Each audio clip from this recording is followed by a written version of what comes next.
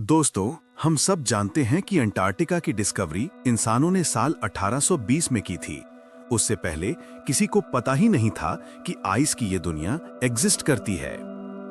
लेकिन क्या हो अगर मैं आपसे कहूं कि मेरे पास एक ऐसा मैप है जो 1820 से 300 साल पहले यानी 1513 में बनाया गया था।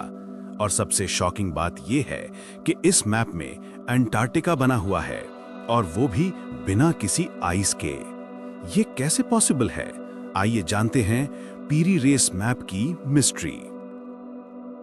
ये मैप टर्की के एक फेमस एडमिरल पीरी रेस ने बनाया था। ये मैप किसी पेपर पर नहीं बल्कि हिरन की खाल यानी गजेल स्किन पर बना हुआ है। पीरी रेस ने खुद अपने नोट्स में लिखा था कि उन्होंने ये मैप बनाने के लिए 20 पुराने सोर्स मैप्स का यूज किया था। इनमें से कुछ मैप्स तो अलेक्जेंडर द ग्रेट के टाइम के थे। मतलब उनके पास वो एंशिएंट नॉलेज थी जो आज खो चुकी है। इस मैप की असली सच्चाई 1960 में सामने आई, जब यूएस एयरफोर्स ने इस मैप की स्टडी की तो वो भी शॉक्ड रह गए। उन्होंने कंफर्म किया कि मैप में जो कोस्ट लाइन दिखाई गई है वो अंटार्कटिका का क्वीन मॉड लैंड है। लेकिन सबसे बड़ा झटका ये था कि मैप में अंटार्कटिका को ग्रीनलैंड दिखाया गया था, जहां रिवर्स और माउंटेन्स थे। आज हम सोनार टेक्नोलॉजी से जानते हैं कि बर्फ की मोटी लेयर के नीचे अंटार्कटिका की जमीन बिल्कुल वैसी ही है जैसी इस मैप में दिखाई गई है।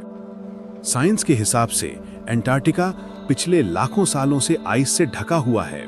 आखिरी बार ये जमीन बिना आइस के आज से करीब 6000 साल पहले थी। तो सवाल ये है कि 1513 में पीरी रेस को ये कैसे पता चला कि बर्फ के नीचे क्या है? क्या 6000 साल पहले अर्थ पर कोई ऐसी एडवांस सिविलाइजेशन थी जिनके पास एरियल व्यू या सैटेलाइट जैसी टेक्नोलॉजी थी? क्योंकि ऊपर से देखे बिना इतना परफेक्ट मैप बनाना इम्पॉसिबल है।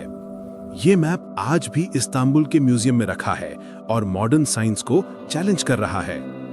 आपको क्या लगता है? क्या हमारे एंसेस्टर्स के पास हाई टेक मशीन्स थीं या फिर ये एलियंस का कोई कनेक्शन था? कमेंट करके जरूर बताएं। ऐसी ही अमेजिंग वीडियोस के लिए हिस्ट्री टेक हब को सब्सक्राइब करें।